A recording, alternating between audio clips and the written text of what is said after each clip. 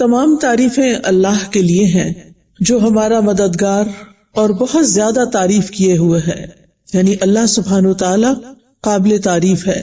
اس نے مخلوقات کو پیدا کیا، ان کو رزق دیا، ان کو عافیت دی، ان کو ہدایت دی، ہر اس چیز کی راہ دکھائی جس میں ان کی اصلاح ہے، بھلائی ہے۔ اس کے سوا کوئی سچا معبود نہیں، وہ اکیلا ہے اور اس کا کوئی شریک نہیں۔ آسمانوں اور زمین کی بادشاہت اسی کے لیے ہے، وہی زندہ کرتا ہے، وہی موت دیتا ہے، اور وہ ہر چیز پر خوب قدرت رکھنے والا ہے۔ اللہ کا شکر ہے کہ جس نے ہمیں قرآن جیسی نعمت دی، رسول صلی اللہ علیہ وسلم جیسا پیغمبر دیا، جنہوں نے ہمارے لیے زندگی گزارنے کے بہترین طریقے وضع کیے اور ہم تک پہنچائے۔ قرآن و سنت میں جو بھی علم ہے وہ دراصل اللہ سبحانہ تعالیٰ کی طرف سے آیا ہے۔ ایک وہ علم ہے جو ہم یونیورسٹیز میں حاصل کرتے ہیں، کالجز میں حاصل کرتے ہیں، ایک وہ علم ہے جو ہم دنیا کے اداروں میں حاصل کرتے ہیں۔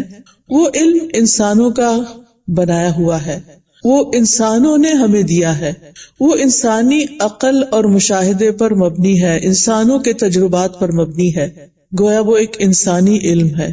دوسری طرف وہ علم ہے جو اللہ سبحانہ وتعالیٰ کی طرف سے آیا ہے، جو اس کائنات کا خالق ہے، جو ہم سب کا رب ہے، جس نے ہمیں پیدا کیا، جس نے ہمیں رزق دیا، جس کی طرف سے ہم آئے ہیں اور جس کی طرف ہمیں لوٹ کر جانا ہے۔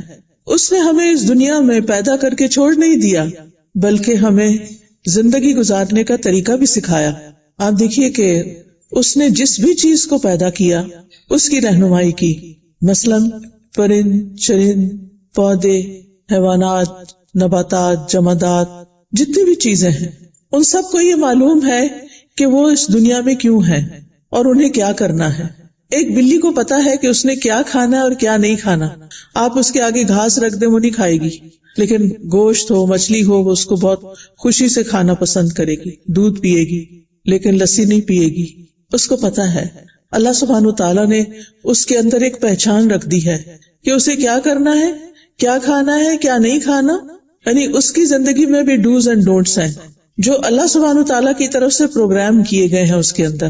اسی طرح آپ دیگر مخلوق کو دیکھیے، مثلاً اگر آپ کسی طوطے کے آگے گوشت رکھ دیں یا دودھ رکھ دیں تو وہ نہیں کھائے گا، اس کا کھانا کچھ اور ہے، اس کو اللہ تعالیٰ نے بتا دیا ہے کہ اس نے کیا کرنا ہے۔ اسی طرح پودے ہیں، درخت ہیں، درختوں کو اللہ تعالیٰ نے بتا دیا ہے کہ کس طرح انہوں نے انسانوں کے لیے آکسیجن فراہم کرنی ہے، انہوں نے کون سے پھل پیدا کرنے ہیں، کس علاقے کے انسانوں کے لیے کیا ضرورت ہے، اور وہ اس کے مطابق کام کر رہے ہیں، ایک لگے بندے طریقے سے اپنی پوری زندگی میں پروڈکٹیو ہوتے ہیں۔ یہ تو ہے اس مخلوق کی بات جو ہمارے لیے پیدا کی گئی۔ اللہ سبحانہ تعالیٰ نے قرآن مجید میں ہمیں بتا دیا کہ یہ جتنے بھی مخلوق ہے یہ تمہارے لیے ہے انسان، جیسے کہ سورۃ البقرہ میں آتا ہے پہلے پارے میں، خلق لکم ما فی الارض جمیعا، اس نے تمہارے لیے پیدا کیا جو بھی زمین میں سارے کا سارا، جمیعا، ہر چیز انسان کے لیے، یہ زمینی چیزیں ہوں یا آسمان سے روشنی آئے یا فضا میں جو کچھ ہے، یہ سب کچھ انسان کی خدمت کے لیے پیدا کیا۔ تو یہ کیسے ہو سکتا ہے کہ پھر وہ انسان کو نہ بتائے کہ اس کو اللہ نے کس کام کے لیے پیدا کیا ہے اور پھر وہ اس کی رہنمائی نہ کرے۔ اللہ سبحانہ تعالیٰ نے انسان کو عقل دی، سمجھ دی، جذبات دیے، سوچنے سمجھنے کی قابلیت دی، ہاتھ پاؤں دیے، دل دماغ دیا، بے شمار صلاحیتوں سے نوازا اور اس کے لیے اس کائنات کو مسخر کر دیا۔ ان ساری دی ہوئی نعمتوں کے ساتھ انسان اس زمین پر زندہ ہے اور اپنی زندگی کو جیسے بھی ہو اپنی صلاحیتوں کے مطابق گزار رہا ہے۔ لیکن اللہ تعالیٰ نے انسان کو حیوانات کی طرح پیدا نہیں کیا، اینیملز کی طرح پیدا نہیں کیا، بلکہ انسان کو اپنی عبادت کے لیے پیدا کیا، اپنی اطاعت کے لیے پیدا کیا۔ وہ کیسے؟ اللہ تعالیٰ سورۃ زاریات میں فرماتے ہیں وَمَا خَلَقْتُ الْجِنَّ وَالْإِنسَ إِلَّا لِيَعْبُدُونَ، کہ میں نے جن و انس کو اپنی عبادت کے لیے پیدا کیا ہے۔ عبادت کیا ہے؟ عبادت دراصل اطاعت ہے، فرمانبرداری ہے۔ عبادت کا لفظ عبد سے نکلا ہے، عبد کا مطلب ہوتا ہے بندہ، غلام۔ جیسے ایک غلام اپنے آقا کا فرمانبردار ہوتا ہے، اللہ سبحانہ وتعالیٰ نے ہم سے بھی یہی مطالبہ کیا ہے کہ اس زمین پر رہتے ہوئے ہم اس کے بندے بن کر رہیں، اس کے فرمانبردار بن کر رہیں، جس نے پیدا کیا، جس نے رزق دیا، جس نے یہ سب کچھ جو کچھ ہمارے پاس ہے وہ ہمارے لیے استعمال کرنا، ہمارے لیے اس سے فائدہ اٹھانا آسان کیا، وہ میرا اور آپ سب کا رب ہے۔ اس نے ہمیں اگر یہ بتایا کہ میں نے تمہیں اپنی عبادت کے لیے پیدا کیا، تو پھر یہ نہیں ہو سکتا کہ اس نے ہمیں عبادت کے طریقے نہ بتائے۔ ہمارے ہاں عام طور پر ایک مسکنسپشن پایا جاتا ہے کہ شاید عبادت صرف نماز، روزہ اور قرآن پڑھ لینے کا نام ہے، جبکہ ایک بندہ مومن کی ساری زندگی عبادت ہوتی ہے، کیونکہ وہ اپنی ساری زندگی اللہ کی مرضی کے مطابق گزار رہا ہوتا ہے۔ ہم کوئی بھی جو کام کرتے ہیں، چاہے وہ دین کا ہو، دنیا کا ہو، جب ہم اسے اللہ سبحانہ تعالیٰ کی مرضی کے مطابق کرتے ہیں تو وہی کام عبادت بن جاتا ہے۔ اس کے لیے اس نے ہمارے پاس پیغمبر بھیجے، اور جیسا کہ آپ نے کتابوں میں پڑھا ہوگا کہ دنیا میں 1,24,000 پیغمبر آئے یا نبی آئے، اور ان میں سے 315 جو تھے وہ رسول تھے، یا پھر اس کے بعد ان میں سے 5 جو تھے وہ اولو العزم پیغمبر تھے۔ بہرحال یہ سارے پیغمبر کس لیے آئے؟ تاکہ انسانوں کو اللہ کی مرضی بتا سکیں، کیونکہ اللہ تعالیٰ ہر انسان سے ڈائریکٹ کلام نہیں کرتا، ڈائریکٹ بات نہیں کرتا۔ اس نے انسانوں کی ہدایت کے لیے 2 چیزوں کا اہتمام کیا، ایک رسولوں کا اور دوسرے کتابوں کا، اور دونوں طریقے سے انسانوں کی رہنمائی فرمائی۔ الحمدللہ ہمارے پاس جو کتاب ہے قرآن مجید، یہ ایک محفوظ کتاب ہے، 1400 سال سے اس میں کوئی تبدیلی نہیں ہوئی۔ یہ رہتی دنیا تک کے انسانوں کے لیے ایک مینول ہے کہ جس کے مطابق انہوں نے اپنی زندگی کو ریگولیٹ کرنا ہے، اور کل جب اس دنیا سے وہ واپس جائیں گے تو ان سے پوچھا جائے گا کہ وہ کیا کر کے آئے ہیں۔ انہوں نے اپنی زندگی اپنی خواہشات، اپنی مرضی اور اپنی چاہت کے مطابق گزاری، یا پھر اللہ سبحانہ تعالیٰ کی طرف سے آئی ہوئی رہنمائی کے مطابق؟ تو اللہ سبحانہ تعالیٰ نے وحی کے ذریعے یعنی قرآن اور سنت کے ذریعے ہماری بہترین رہنمائی کی اور ہمیں بتایا کہ ہم نے زندگی کیسے گزارنی ہے۔ یہ علم وحی ہے، یہ علم خداوندی ہے، جس کو اللہ سبحانہ تعالیٰ فرماتے ہیں کہ انزلہ بعلمہ، یہ جو کچھ ہمارے پاس اس نے بھیجا یہ اللہ تعالیٰ کا علم ہے جس نے ہمیں پیدا کیا ہے۔ انسانوں نے ہمیں پیدا نہیں کیا، انسان ہماری طرح کے انسان ہیں۔ ٹھیک ہے انہوں نے محنت کی، انہوں نے انسانوں کے لیے زندگی گزارنے کے اصول، طریقے، قاعدے، قانون وضع کیے، لیکن وہ سب اسی وقت تک درست ہیں جب وہ وحی الہی کے مطابق ہیں۔ اگر کوئی بھی چیز اس سے ٹکراتی ہے، قرآن و سنت سے ٹکراتی ہے، تو وہ نہیں لی جائے گی، کیونکہ وہ اللہ تعالیٰ کی مرضی کے خلاف ہے۔ اور ہم نے اللہ سبحانہ تعالیٰ کے سامنے ایک دن جا کر کھڑے ہونا ہے اور اس سے ملاقات کرنی ہے۔ پھر وہ ہم سب سے پوچھے گا کہ تم نے زندگی کیسے گزاری، تم نے اپنی جوانی کیسے گزاری، تم نے جو علم حاصل کیا اس پر عمل کتنا کیا، تم نے مال کہاں سے کمایا اور کہاں خرچ کیا۔ تو گویا ہم سب کی زندگی کے اختتام پر ہم سب کا آڈٹ ہونے والا ہے، ہم سب سے پوچھا جانے والا ہے کہ ہم نے یہ زندگی کے دن جو اس پلانٹ کے اوپر گزارے وہ کیسے گزارے۔ تو اس کے لیے بہت ضروری ہے کہ ہم سب کے پاس فرسٹ ہینڈ قرآن و سنت کا نالج ہو۔ الحمدللہ گھر گھر میں اللہ کی کتاب موجود ہے، لیکن افسوس یہ کہ ہم میں سے بہت سے لوگ اس کو کھولتے ہی نہیں، کھولتے ہیں تو ثواب کے لیے پڑھ لیتے ہیں لیکن اس سے رہنمائی نہیں لیتے، جبکہ اللہ تعالیٰ نے یہ کتاب انسانوں کی رہنمائی کے لیے بھیجی ہے۔ کتاب انزلناہ الیک مبارک لیدبروا آیاتہ ولیتذکر اولو الالباب۔ کیا مطلب ہے اس کا؟ کہ یہ کتاب جو ہم نے نازل کی ہے یہ بہت مبارک کتاب ہے۔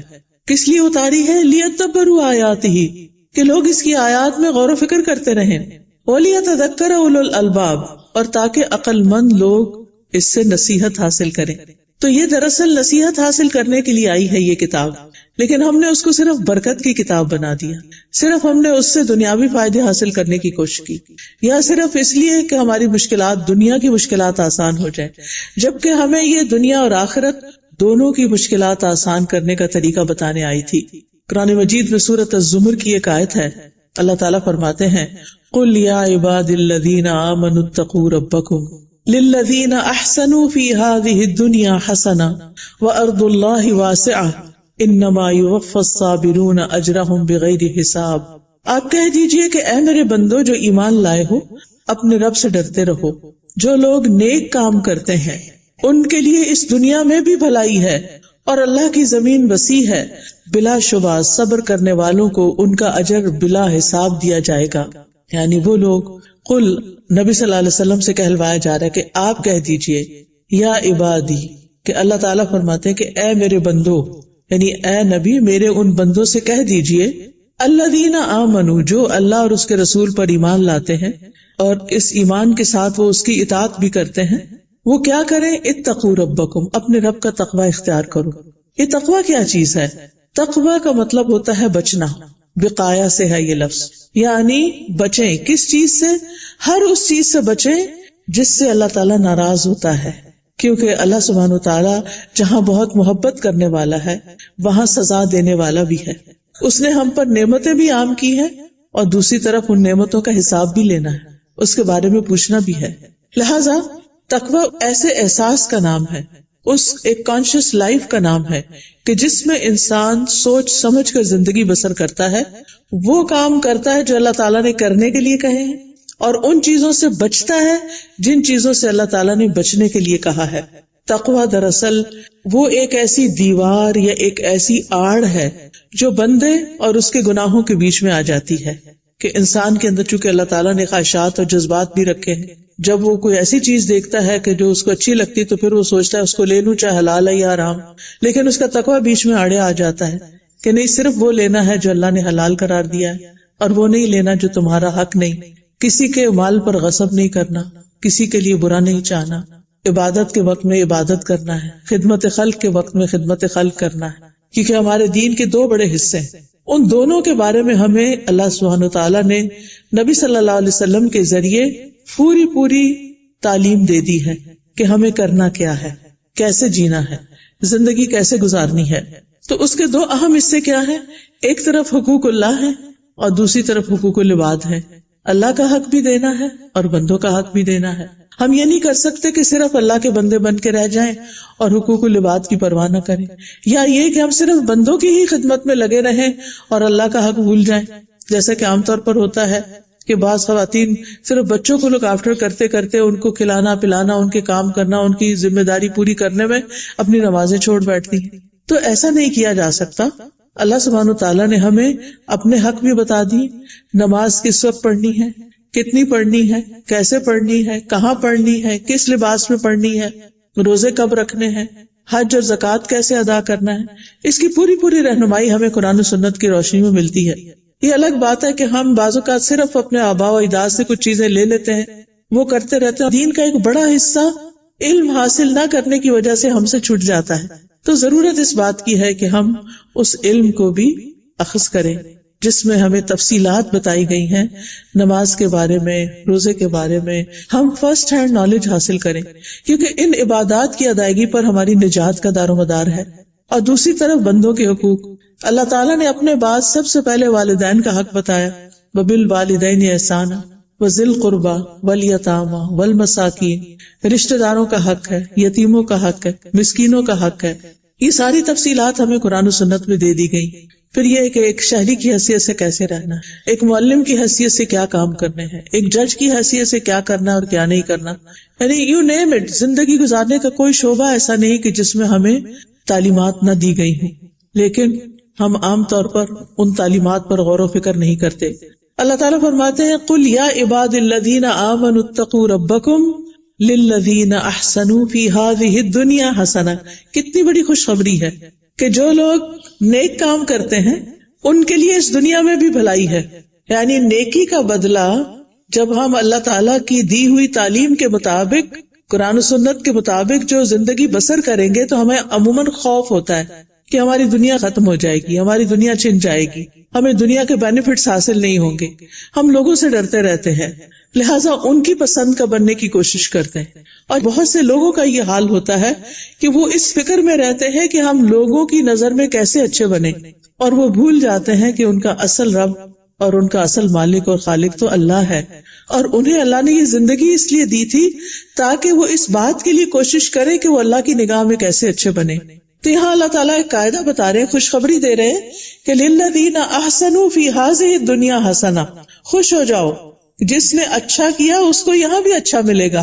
آپ دیکھیں کہ اس میں کوئی شک نہیں کہ نبی صلی اللہ علیہ وسلم کی زندگی میں کافی مشکلات تھی، لیکن اس کے بعد جب صحابہ کا دور آیا اور ہم دیکھتے ہیں کہ کس طرح کیسر و کسرا کے محلات فتح کر لیے گئے اور کس طرح دنیا کے ایک بڑے حصے پر مسلمانوں کا عروج ہوا اور ان کی حکومت قائم ہوئی، اور اتنا مال آیا کہ مدینہ میں کوئی لینے والا نہ رہا، یعنی دینے والے بہت تھے، لینے والا کوئی نہ رہا۔ یہ سب کچھ کس برکت سے آیا، کس پر عمل کرنے سے؟ وہ عرب جن کو کوئی پوچھتا نہیں تھا، وہ چرواہے تھے، گڈریے تھے، مکہ میں ہونے کی وجہ سے جو لوگ مکہ میں رہتے تھے، چونکہ حج اور عمرے کے لیے لوگ آتے تھے تو وہاں کچھ تجارت ہو جاتی تھی، لیکن اوور آل ایک بدحالی کی کیفیت تھی۔ ان کا پیشہ زیادہ سے زیادہ لوٹ مار تھا کہ جو قبیلہ اسٹرانگ ہو جاتا وہ دوسرے سے جا کے مال لوٹ لاتا، لیکن اسلام نے ان کو کہاں سے کہاں تک پہنچا دیا۔ حضرت عمر اکثر اس بات کا ذکر کیا کرتے تھے کہ ہم بکریاں چراتے تھے اور ہمیں کوئی پوچھتا نہیں تھا، لیکن اسلام کی بدولت ہمیں کتنی عزت ملی۔ آپ دیکھیے کہ جب پاکستان نہیں بنا تھا تو مسلمانوں کی حالت کیا تھی، اور اب بھی وہ لوگ جو اس وقت ہندوستان میں رہتے ہیں ان سے آپ پوچھئے کہ مسلمان ہونے میں انہیں کتنی مشکلات ہیں۔ اللہ سبحانہ وتعالیٰ نے ہمیں پاکستان جیسی نعمت عطا کی اور ہمیں اسلام کے نام پر ایک ملک عطا کیا کہ ہم اپنی آزادی کے ساتھ اس میں اللہ کی عبادت کر سکیں۔ الحمدللہ قدم قدم پہ مسجدیں ہیں اور دین کو پڑھنے پڑھانے کے کام بھی جاری ہیں، لیکن ہمیں اس سے آگے بھی بڑھنا ہے۔ ہمیں اس بات سے خوف نہیں کھانا کہ اگر ہم دین پر عمل کریں گے تو ہماری دنیا چلی جائے گی، ہرگز نہیں۔ یہ اللہ کی بات ہے، یہ اللہ کا وعدہ ہے، للذین احسنوا فی ھذہ الدنیا حسنہ، جنہوں نے اس دنیا میں احسان کی روش اختیار کی، نیکی کی روش اختیار کی، ان کے لیے حسنہ ہے، ان کے لیے اچھا بدلہ ہے۔ وارض اللہ واسعہ، اور اللہ کی زمین تو بہت وسیع ہے، یعنی اگر ایک جگہ پر انسان اللہ کی عبادت نہیں کر سکتا تو پھر دوسری جگہ چلا جائے۔ اگر ایک ماحول میں اللہ کی اطاعت نہیں ہو سکتی تو اپنا ماحول بدل لے۔ کئی دفعہ ایسے ہوتا ہے نا کہ آپ کسی خاص شہر یا علاقے میں رہتے ہوئے بیمار ہی رہنے لگتے تو ڈاکٹرز یہ کہتے ہیں کہ اپنی آب و ہوا بدل لیں، کیونکہ آپ وہ جگہ چھوڑیں گے تو آپ کی الرجیز ختم ہو جائیں گی، اور ایسا بہت دفعہ ہوتا ہے۔ تو اسی طرح اگر ایک زمین پر اللہ کی عبادت نہیں ہو رہی تو کسی اور زمین پر چلے جاؤ، کسی اور شہر میں چلے جاؤ، کسی اور علاقے میں چلے جاؤ، کسی اور ویسینٹی میں چلے جاؤ، تاکہ تم اللہ کی عبادت کر سکو۔ کیونکہ قیامت کے دن ہم یہ نہیں کہہ سکتے کہ اللہ تعالیٰ بس بہت مشکل تھی، پیئر پریشر بہت تھا، لوگوں کی بہت باتیں تھی، اس لیے ہم تیری اطاعت نہیں کر سکے۔ اس طرح کا کوئی عذر بہانہ نہیں سنا جائے گا۔ ہمیں ہر صورت اللہ کا بندہ بن کر ہی اس دنیا سے جانا ہوگا تاکہ ہماری ہمیشہ کی زندگی خوشگوار ہو سکے، کیونکہ ایک زندگی یہ ہے اور ایک زندگی آگے کی زندگی ہے۔ ہم عام طور پر اس زندگی کے بارے میں پریشان رہتے ہیں، جبکہ اللہ تعالیٰ نے ہمارے لیے ایک اور دنیا رکھی ہے کہ جس میں جا کر ہمیں اصل میں جینا ہے۔ زندگی کل شروع ہوگی اس مرنے کے بعد، یہ تو صرف ایک ٹرانزٹ پیریڈ ہے جہاں ہم چند دن کے لیے آئے ہیں۔ ہمیں یہ پروو کرنا ہے کہ ہم اللہ کو ہی اپنا رب مانتے ہیں، اللہ ہی کے بندے ہیں، اس نے جو کچھ ہمیں کہا ہے اس کے مطابق ہی ہم اپنی زندگی بسر کر رہے ہیں، اور کل جب ہم اللہ تعالیٰ کے پاس واپس جائیں گے تو وہ جسے علامہ اقبال نے کہا تھا نا، خود ہی کو کر بلند اتنا کہ خدا بندے سے خود پوچھے بتا تیری رضا کیا ہے۔ یعنی انسان کو اس درجے پر زندگی بسر کرنی چاہیے کہ اپنے جتنے بھی اس کے پوٹینشیل ہیں، یعنی جو وہ خود انسان ہے، وہ خود ہی کا جو کانسیپٹ دیا علامہ اقبال نے کہ وہ اپنے آپ کو حیوانات کی سطح پر زندہ نہ رکھے، وہ اپنے میکسیمم پوٹینشیل کو، اپنے میکسیمم صلاحیتوں کو اس طرح استعمال کرے اللہ کی اطاعت اور فرما برداری میں کہ کل جب اللہ کے حضور حاضر ہو تو اللہ تعالیٰ بندے سے پوچھے بتاؤ تم کیا چاہتے ہو، تم کہاں جانا چاہتے ہو، تم کیا کرنا چاہتے ہو، کیونکہ اس نے اپنی ساری زندگی اس فکر میں گزاری کہ میرا رب مجھ سے کیا چاہتا ہے۔ ایک خاتون میرے پاس آئی اور کہنے لگی کہ میرے بچے نہیں ہوتے اور مجھے بہت پریشانی رہتی ہے، ساری نعمتیں ہیں لیکن چونکہ بچے نہیں ہیں تو مجھے بہت غم لگا رہتا ہے۔ تو میں نے اس کو ایک بات کی، میں نے کہا یہ اللہ کی تقسیم ہے نا، آپ اللہ کی رضا پہ راضی ہو جائیں، اللہ آپ سے راضی ہو جائے گا۔ رضی اللہ عنہم ورضوا عنہ، اللہ ان سے راضی ہو گیا، وہ اللہ سے راضی ہو گیا۔ کہتی آپ کے اس جملے نے مجھے اتنا سکون دیا کہ اس کے بعد مجھے کبھی شکوہ نہیں ہوا اللہ تعالیٰ سے کہ اللہ آپ نے مجھے کیوں نہیں بچے دیے۔ یہ تو اللہ کا فیصلہ ہے نا، جس کو چاہے بیٹے دے، جس کو چاہے بیٹیاں دے، جس کو چاہے دونوں دے، اور جس کو چاہے بانچ کر دے۔ تو قرآن میں اللہ تعالیٰ نے ہمیں بتایا ہے۔ اسی طرح بہت سی اور چیزیں ہماری زندگی میں ہوتی ہیں جو ہماری مرضی کے خلاف ہوتی ہیں، تو قرآن و سنت کی تعلیم کیا ہے کہ تقدیر اللہ سبحانہ تعالیٰ کی طرف سے ہے اور اس پر راضی ہونا پھر بندے کا کام ہے کہ اللہ نے جو بھی تقسیم کیا ہے ہمارے لیے، ہماری عمر، ہماری زندگی، ہمارا رزق، ہمارے لیے جو بھی چیزیں اس نے پسند کی، اولاد، نعمتیں وغیرہ، تھوڑی دی یا زیادہ دی، اس کی تقسیم، اس پر ہمیں ناراض نہیں ہونا چاہیے. اور جو یہ کہے کہ اے اللہ میں تجھ سے راضی، اللہ اس سے راضی ہو جائے گا. تو اللہ تعالیٰ ہمیں اپنے سے راضی رہنے کی توفیق عطا فرمائے.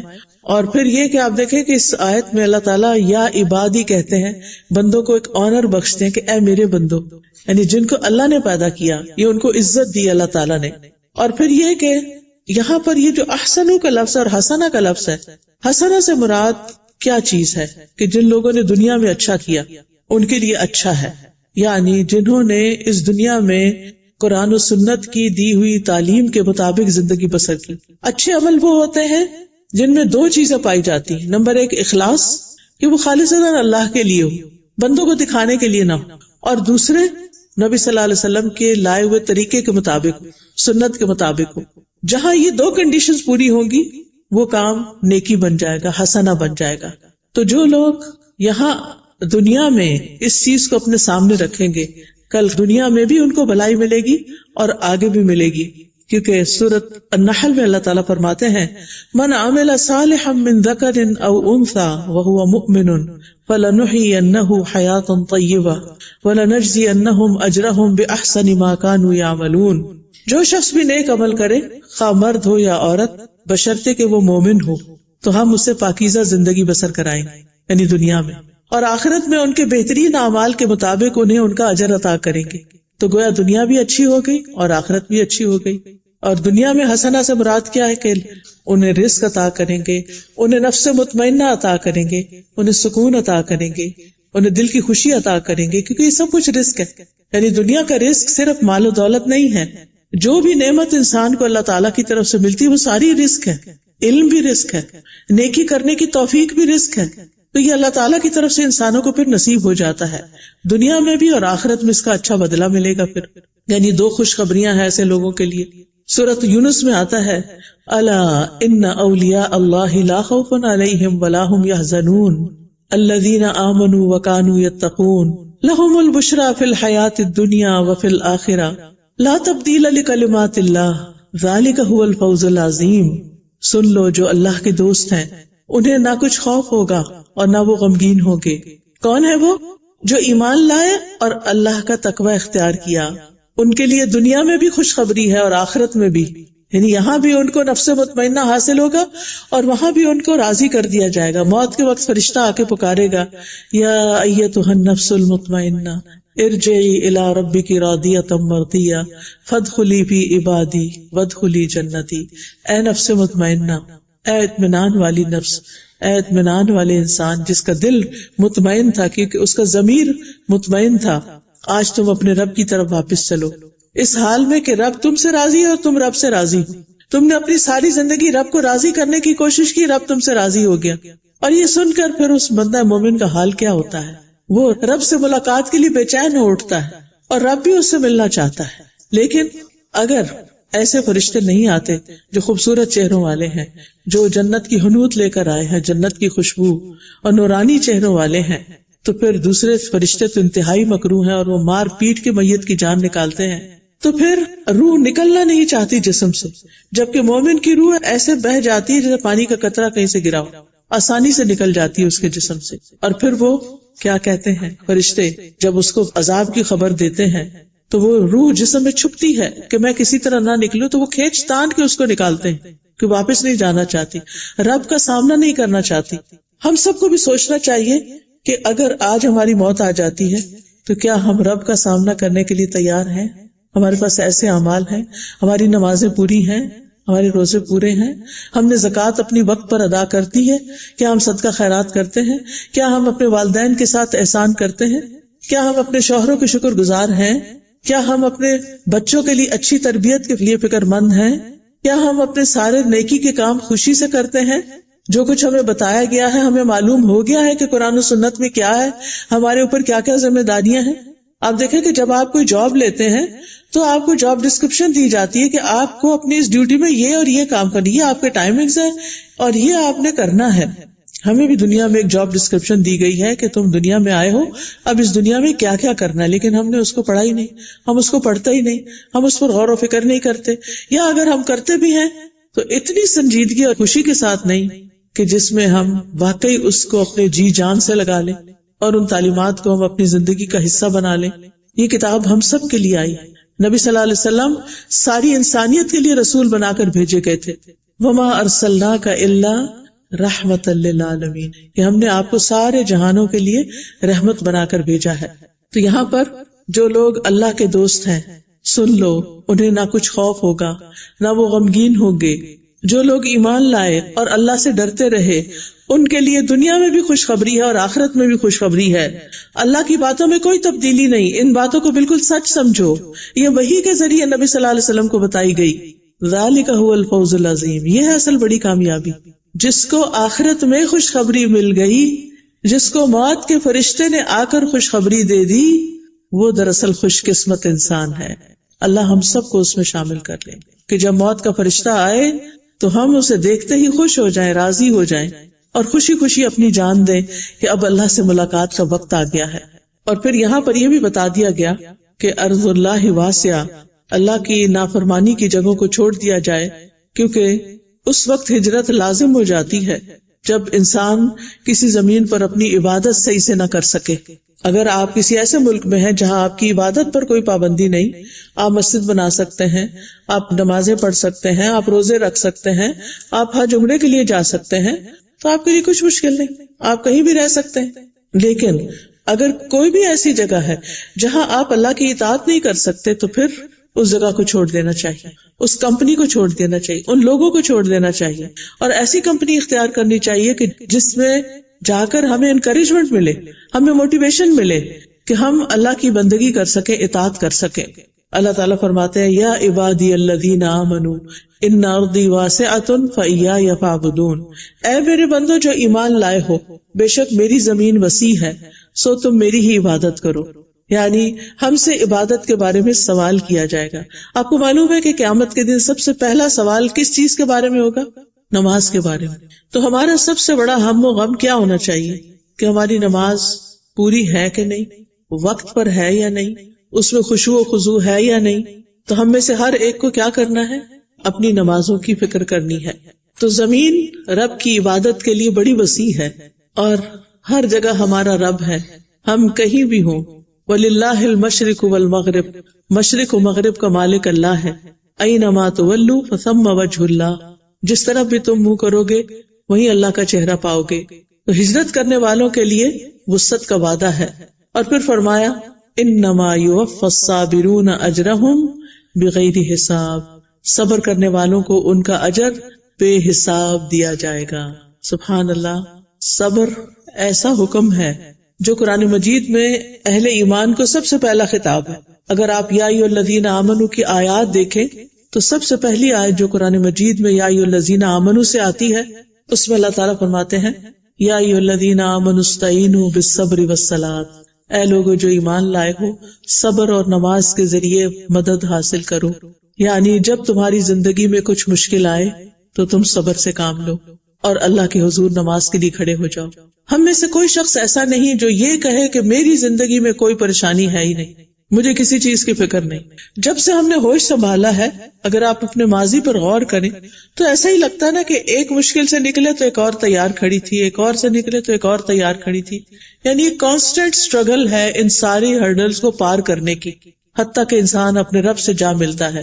جیسا کہ سورۃ انشقاق میں آتا ہے یا ایھا الانسان انک کادح الی ربک قدحا فملاقیہ، اے انسان تم اپنے رب کی طرف محنت کر کر کے جا رہے ہو، قادح مشقت کر کر کے جا رہے ہو، فملاقیہ پھر اس سے ملاقات کرنے والے.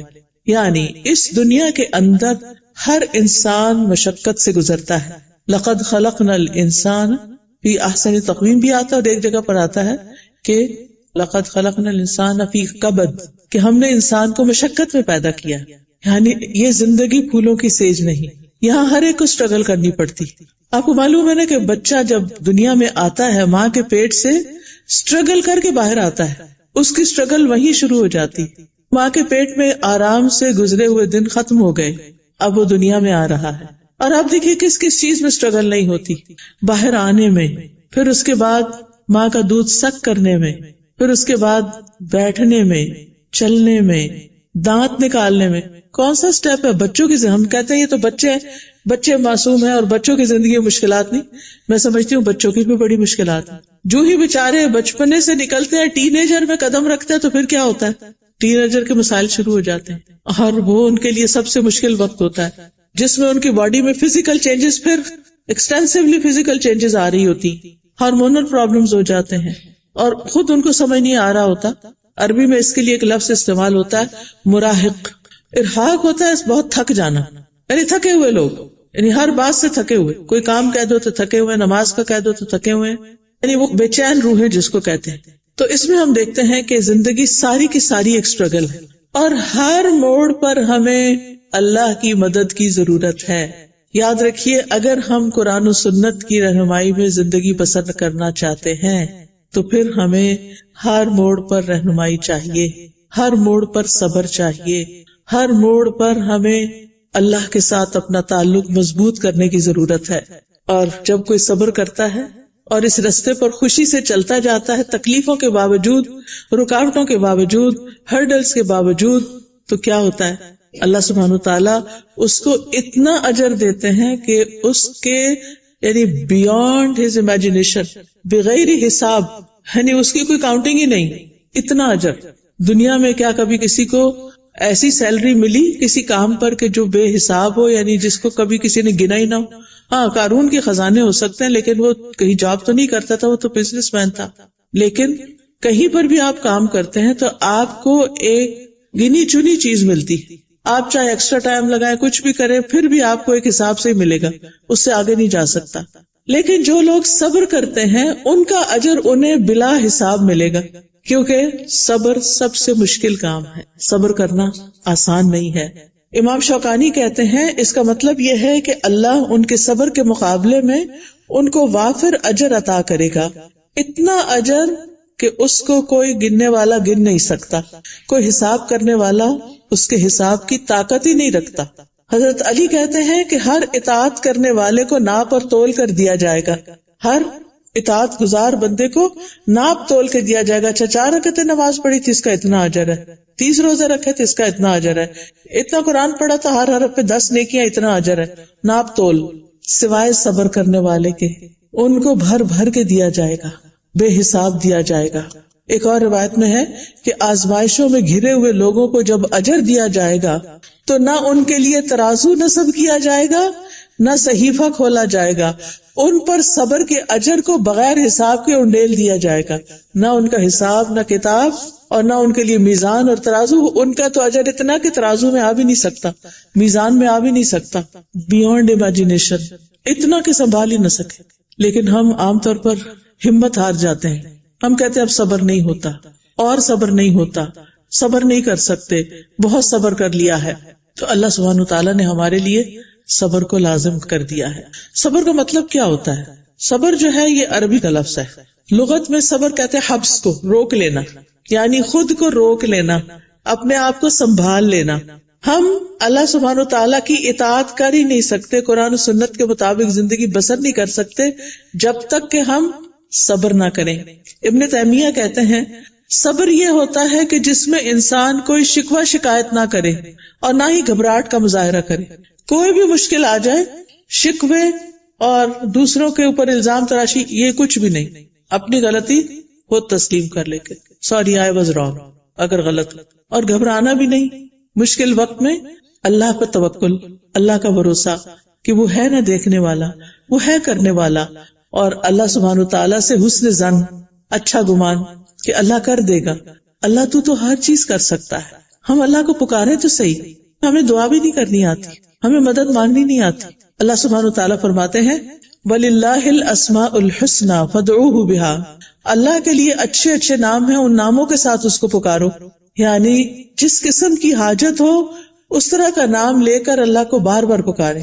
جیسے اگر کوئی بیمار ہے تو ہم کہیں اللہم انت الشافی، اللہم انت الشافی، اللہم انت الشافی، انت الشافی لا شافی الا انت، اللہم اشف انت الشافی لا شفاء الا شفاؤک اشف شفاء لا یغادر سقما. اور اللہ کا نام کئی دفعہ لے، اللہ تو ہی شافی ہے، ڈاکٹر سے ایک وسیلہ ہے، شفا تیرے ہاتھ میں ہے.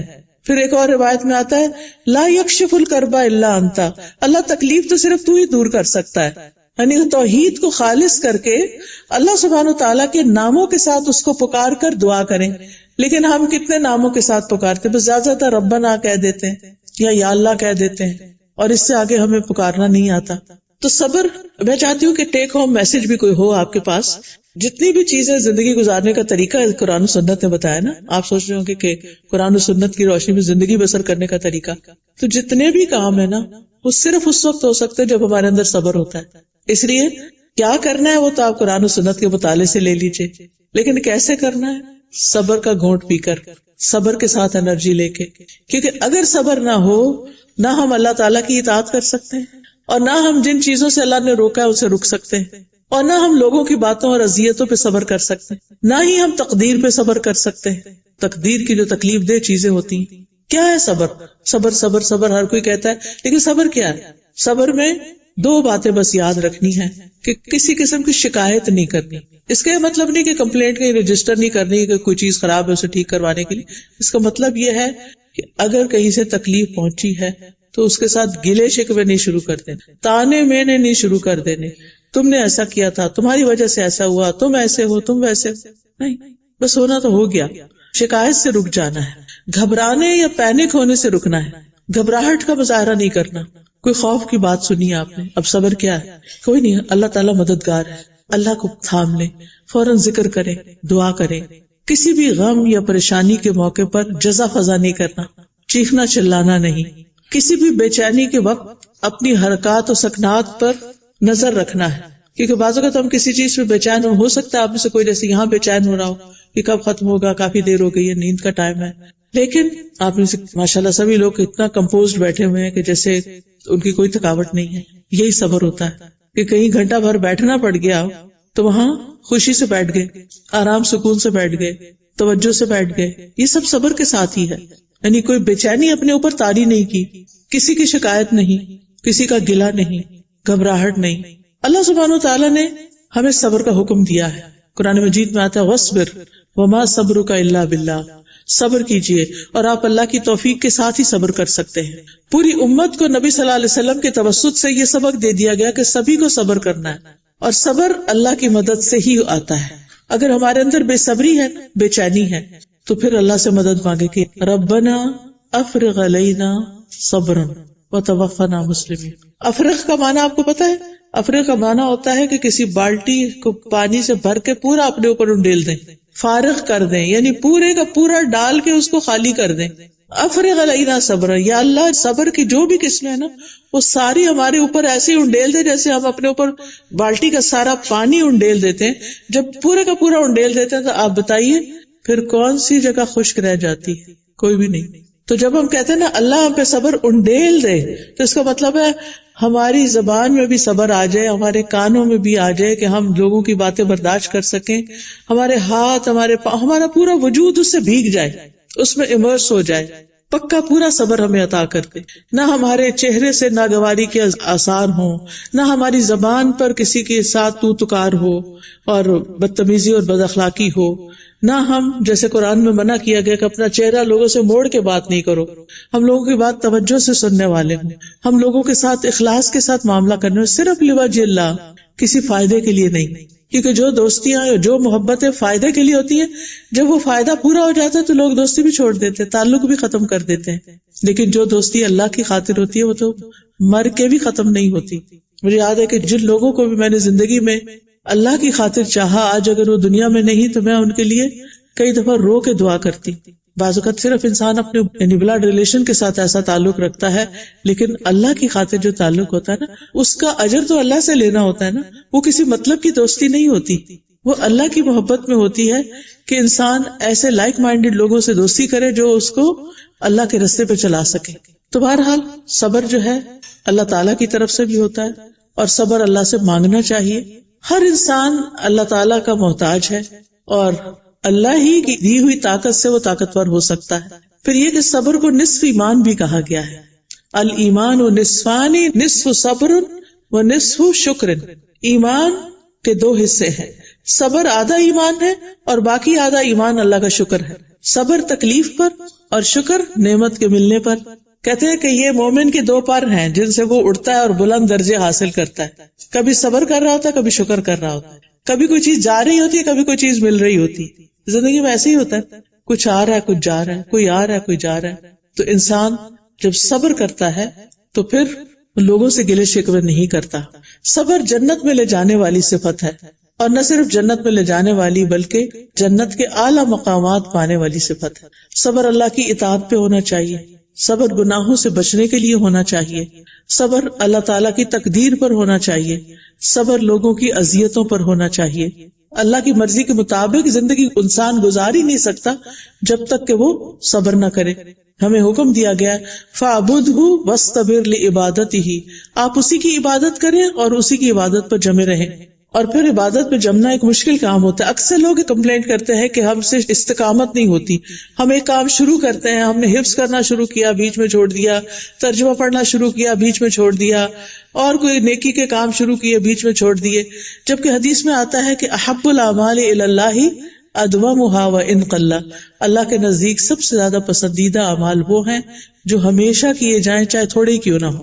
نماز ہو تو پابندی کے ساتھ، روزے ہے تو پابندی کے ساتھ، ذکر ہے تو پابندی کے ساتھ، تلاوت ہے تو پابندی کے ساتھ، کسی غریب کی مدد ہے تو پابندی کے ساتھ. یہ نہیں کہ ون ٹائم کچھ کھلا دیا اور اس کے بعد بھول کے چلے گئے. اسی طرح اپنے اندر اچھی ہیبٹس لے کر آنا، بری ہیبٹس کو نکالنا، یہ بھی صبر کا تقاضا کرتا ہے. قرآن و سنت کی تعلیمات پر عمل ہو نہیں سکتا جب تک کہ ہم صبر نہ کریں. رمضان میں روزہ رکھنا بھی ایک صبر کا امتحان ہوتا ہے. پھر اسی طرح اپنے آپ کو تو ہم نماز پڑھوا لیتے ہیں، لیکن گھر والوں کو ساتھ لے کے چلنا بڑا صبر کا تقاضا کرتا ہے. صبح سویرے کیا ہوتا ہے جب بچے نماز کے لیے نہیں اٹھتے؟ ہم سب کا ایکسپیرینس ہے، ہر گھر کو پتا ہے. اور پھر ہمیں صرف خود نہیں نماز پڑھنی، اپنے بچوں کو بھی پڑھانی اور بچپن سے عادت ڈالنی ہے. یعنی ہر نماز کے وقت ہمیں یاد دہانی کرانی چاہیے، چاہے وہ بڑے ہو چکے ہوں. کچھ لوگ کہتے ہیں کہ اب تو بڑے ہو گئے، اب تو ہماری ڈیوٹی ختم. نا ٹھیک ہے، آفیشیلی شاید ختم ہو گئی ہو، لیکن ایک ماں کی ڈیوٹی کبھی بھی ختم نہیں ہوتی. اور ماں کی یہ ڈیوٹی کہ وہ میرا بچہ اللہ کا بندہ بن جائے، یہ سب سے اہم ترین ڈیوٹی ہے، کیونکہ وہ آپ کی گود میں ہی پلا ہے، آپ کی کوکھ سے نکلا، آپ کی گود میں پلا ہے، آپ اسے جیسا چاہے بنا سکتے ہیں. لہٰذا اس پر توجہ. پھر اللہ کی نافرمانی پر صبر، کہ جو چیزیں غلط ہیں ان کو نہیں کرنا. یعنی مثال کے طور پر آپ دیکھیں کہ نافرمانی اور حرام کے کاموں سے خود کو روک لینا. گناہ سے رکنے پر جب انسان صبر کرتا ہے تو اس سے ملنے والی جو لذت ہوتی ہے وہ بھی بے مثال ہوتی ہے. پھر خواہشات سے رکنا، پھر گناہ کے موقع پر یہ یاد کرنا کہ اللہ دیکھ رہا ہے. گناہ سے رک کر اللہ سبحانہ وتعالیٰ کو راضی کرنا ہمارا کام ہونا چاہیے. پھر اس کے بعد آ جاتا ہے تقدیر پر صبر. وہ کیسے؟ کوئی شکوہ شکایت نہیں کرنی، کوئی منفی جملہ نہیں بولنا، غم اور غصے میں اللہ پر اعتراض نہیں چڑھنا. لوگوں کے سارے منفی رویے جو ہیں ان پر صبر کرنا ہے، جن کے پاس وہ علم نہیں جو اللہ نے آپ کو دیا. مشکل سے مشکل حالات میں کیا پڑھنا ہے؟ انا للہ و انا الیہ راجعون، اور ان الفاظ کو لذت کے ساتھ پڑھنا چاہیے. پھر زندگی میں پیش آنے والی جو مشکلات ہیں، آزمائشیں ہیں، ان پر بھی صبر کرنا، انا للہ و انا الیہ راجعون پڑھنا، اور اس وقت صرف اللہ سے مدد مانگنا. اور پھر صبر اتنا کہ ہم صبر سے بھیگ جائیں. یہ نہیں کہ زبان سے کچھ نہیں کہہ سکتے تو کسی اور طریقے سے لوگوں پر ناراض ہونا شروع کر دے، کوئی اور ایسا رویہ اختیار کرے. بعض لوگ بولتے نہیں، دیکھتے ہیں لیکن ایسے گھور گھور کے دیکھتے رہتے ہیں، تو اس سے بھی پتہ چل جاتا ہے کہ یہ شخص ہم سے خوش نہیں. پھر آنکھوں کا صبر، حرام چیزیں نہیں دیکھنی. بعض لوگ بڑھاپے میں جو عبادت کی عمر ہوتی ہے، بچے ان کو ٹی وی کے آگے بٹھا دیتے ہیں، وہ سارا دن ٹی وی دیکھ دیکھ کے اپنا دل بہلاتے رہتے ہیں، جبکہ یہ ان کے عبادت کے اور ذکر اذکار کے دن ہیں. لیکن اگر انسان جوانی سے عبادت شروع کر دیتا ہے تو بڑھاپے میں ان کے لیے عبادت کو پکڑ کے رکھنا آسان ہوتا ہے. پھر کانوں کا صبر، کوئی ایسی چیز نہ سنے جو حرام ہو. پھر رسولوں کی طرح کام کرنے کا صبر، وَاصْبِرْ كَمَا صَبَرَ أُولُو الْعَزْمِ. پھر صبر میں مثال بنے، نوح علیہ السلام نے جیسے کیا تھا، جنہوں نے 950 سال تک دعوت و تبلیغ کا کام کیا اور پیچھے نہیں ہٹے. آج جب ہم کسی اپنے گھر والے کو بھی کچھ بتانے لگتے ہیں تو وہ بات نہیں مانتا تو ہم کوئٹ کر دیتے ہیں. تم جانو تمہارا کام جانے. اور وہ بھی تو آگے سے ہی کہتے ہیں نا کہ ہماری نمازیں ہم پڑھ لیں گے، تم اپنی فکر کرو. تو انسان ڈسکریج بھی ہو جاتا ہے. دوسری مثال صبر کی ابراہیم علیہ السلام کی ہے، کس طرح انہوں نے صبر کیا. نوح علیہ السلام نے کیسے صبر کیا. عیسیٰ علیہ السلام کی زندگی پر نظر ڈالیں تو کتنے صبر والی زندگی ہے. پھر اسی طرح موسیٰ علیہ السلام کی مثال لیجئے، کس طرح فرعون کا مقابلہ رہا ان سے. پھر نبی صلی اللہ علیہ وسلم کی مثال. اور صبر جو ہے وہ نیکیوں پر جم جانے کو بھی کہتے ہیں. استقامت صبر کے بغیر نہیں آتی. کوئی چیز کرنے کو دل نہیں بھی کر رہا پھر بھی کرنا ہے، نیند آ رہی ہے پھر بھی اپنی نیند کو کنٹرول کر کے جو کرنے کا کام ہے اس کو کرنا ہے. تو صبر کرنے کے لیے خود کو مجبور بھی کرنا چاہیے کہ نہیں اے نفس تجھے صبر کرنا ہے، تاکہ اس کا اجر کتنا ہے. ابھی میں نے جو آیت پڑھی تو اس میں کتنا اجر بتایا گیا، بے حساب. تو بے حساب اجر تبھی ہوگا جب بے حساب صبر ہوگا. کسی موقع پہ آ کے یہ نہیں کہنا اب میں تھک گئی، اب انف از انف، یہ نہیں کہنا. مرتے دم تک صبر. ہم صبر پہ ہمت ہار جاتے ہیں. اللہ تعالیٰ کو ہماری استطاعت پتہ ہے، اس لیے ہمیں وہ کام کرنے چاہیے جو اللہ تعالیٰ ہم سے چاہتا ہے. اپنے نفس اور شیطان کے خلاف جہاد کرنا چاہیے. جب انسان کسی بھی نیکی کے اوپر صبر کر لیتا ہے نا، پھر آہستہ آہستہ اس کے اندر اللہ تعالیٰ حلاوت ڈال دیتے ہیں. وہ کیسے؟ سلف صالحین میں سے ایک کا قصہ میں آپ کو سناتی ہوں. سلف صالحین پائس پریڈیسیسرز کو کہتے ہیں، جو پہلے کے نیک لوگ گزرے. وہ کہتے ہیں کہ میں نے 20 سال تہجد میں صبر کیا، مجھے مزہ نہیں آتا تھا، میری آنکھیں بھاری ہو جاتی، جسم میں تھکاوٹ ہو جاتی، اور بہت مشکل سے میں نے پڑھا. زبردستی خود کو جمائے رکھا. پھر ان 20 سالوں کے صبر کے نتیجے میں اگلے 20 سال میں نے تہجد میں بہت لذت محسوس کی، مجھے مزہ آنے لگا. اور یہ ایسے ہی ہوتا ہے، بچوں کو کوئی نیا کھانا دے تو ان کو مزہ نہیں آتا، پھر کھلاتے رہے تو بعض اوقات وہی ان کا فیوریٹ بن جاتا ہے. تو بہرحال مسلسل عمل کرتے جانا ہے جو بھی ہم قرآن و سنت میں سے پڑھیں. چوتھی چیز ہے لوگوں کی اذیتوں پہ صبر. قرآن مجید میں آتا ہے وَجَعَلْنَا بَعْضَكُمْ لِبَعْضٍ فِتْنَةً أَتَصْبِرُونَ وَكَانَ رَبُّكَ بَصِيرًا. اور ہم نے تم میں سے بعض کو بعض کے لیے فتنہ بنا دیا، کیا تم صبر کرو گے؟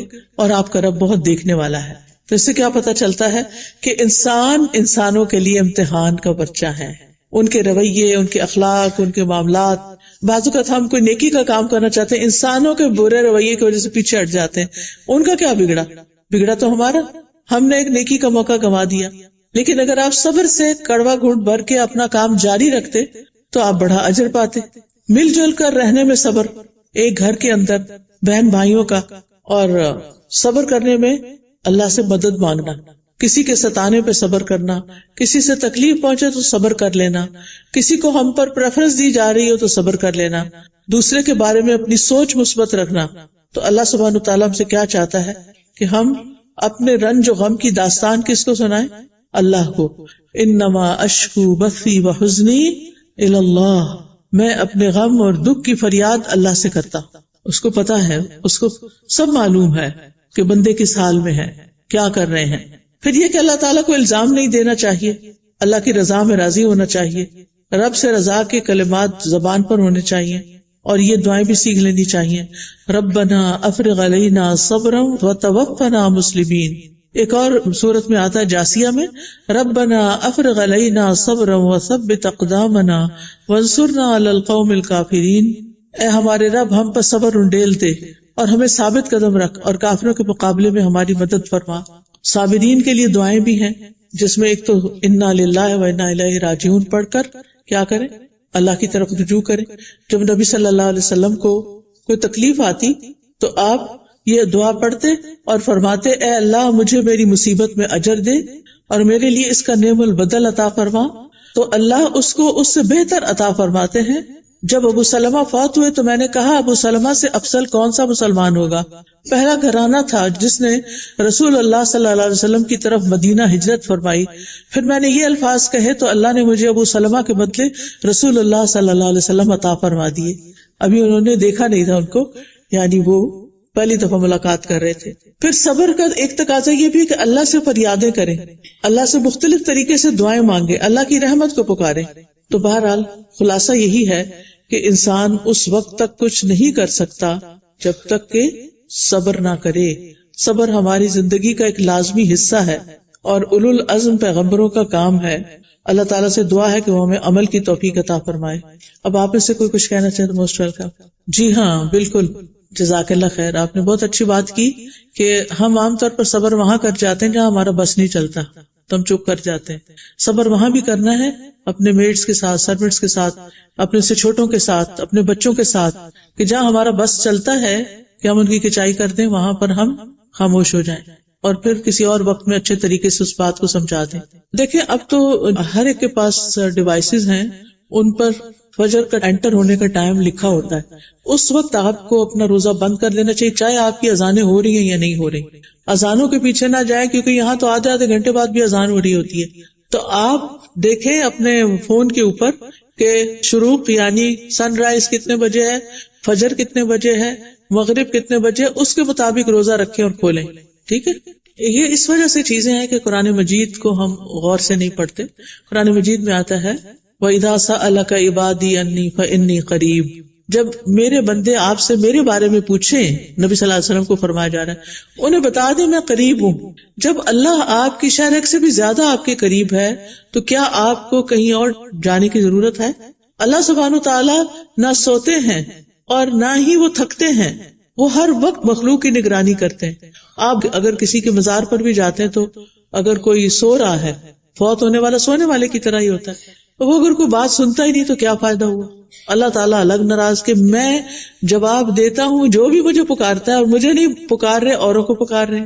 تو ہمیں ان چیزوں کا خیال رکھنا چاہیے کہ قرآن و سنت کی رہنمائی میں ہی ہم اپنے کام کریں. جی. اور کوئی؟ خاموش ہو جانا چاہیے.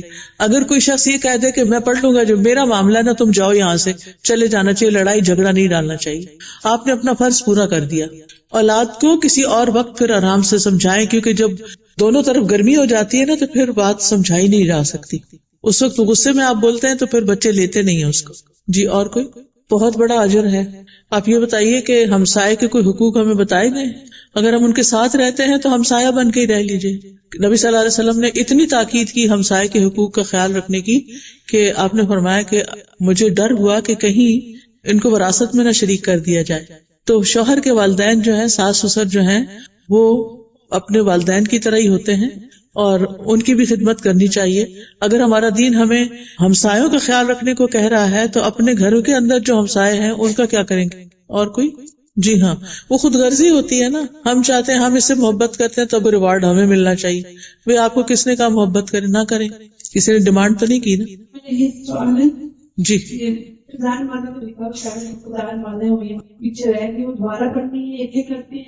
جی.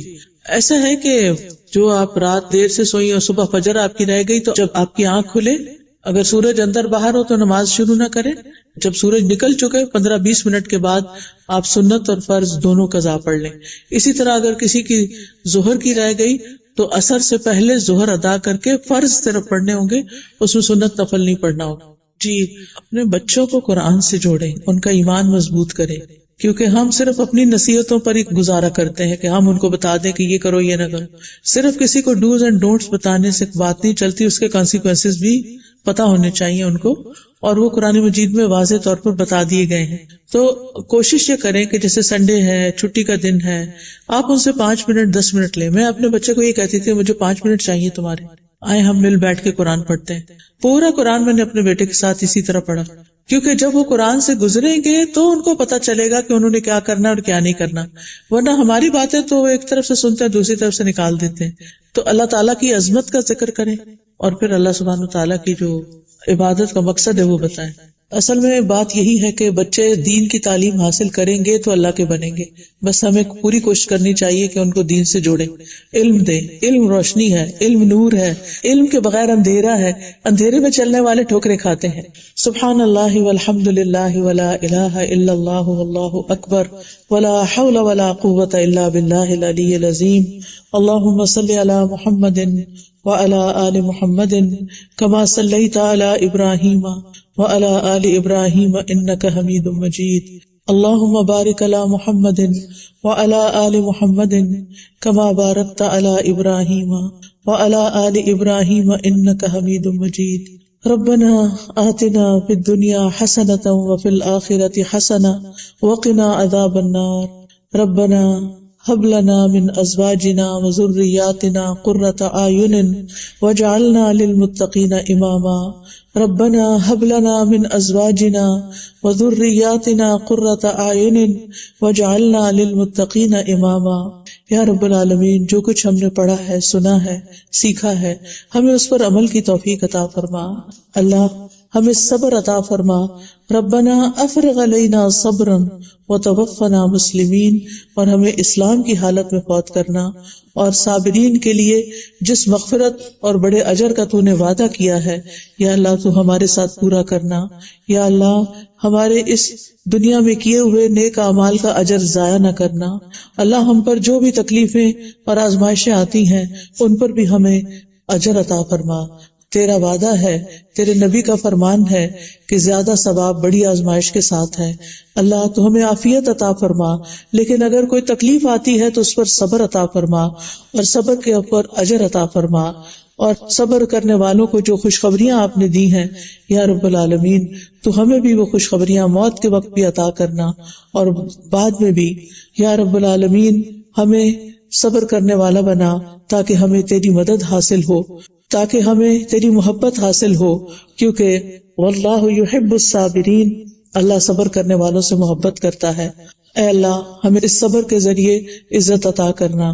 یا رب العالمین ہمیں دشمن کی چالوں سے محفوظ رکھنا، ہمیں غور و فکر کی توفیق عطا فرمانا، ہمیں دنیا اور آخرت کی نعمتوں میں برکت عطا فرمانا، دنیا اور آخرت میں بہترین ٹھکانہ عطا فرمانا. یا اللہ تو ہم سب کو جنت الفردوس میں جگہ عطا فرمانا، جنت کے بالا خانے عطا فرمانا. یا اللہ ہمیں لوگوں کی باتوں پر صبر کرنے کی توفیق دے. اللہ لوگوں کے ستانے پر صبر کی توفیق دے، غلط الزام لگانے والوں پر صبر کی توفیق دے. یا اللہ ہمیں حالات کی تنگی، مہنگائی اور جو بھی پریشانیاں اس وقت چل رہی ہیں ان سب کے مقابلے میں بھی صبر کی توفیق دے. اللہ ہمیں رزق کی کمی پر صبر کرنا سکھا دے. یا اللہ بیماریوں پر صبر کرنا سکھا دے، بچوں کی طرف سے آنے والی تکلیفوں پر صبر کرنا سکھا دے.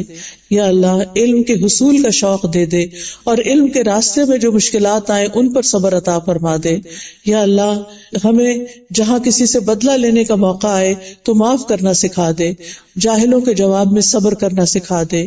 یا اللہ ہمیں صبر کرنے کا طریقہ سکھا دے، ہمیں اپنی خاطر صبر عطا کر دے، اپنے چہرہ چاہنے کی خاطر صبر عطا کر دے، ہمیں صدمے کی پہلی چوٹ پر صبر عطا کر دے، ہمیں صبر جمیل عطا فرما.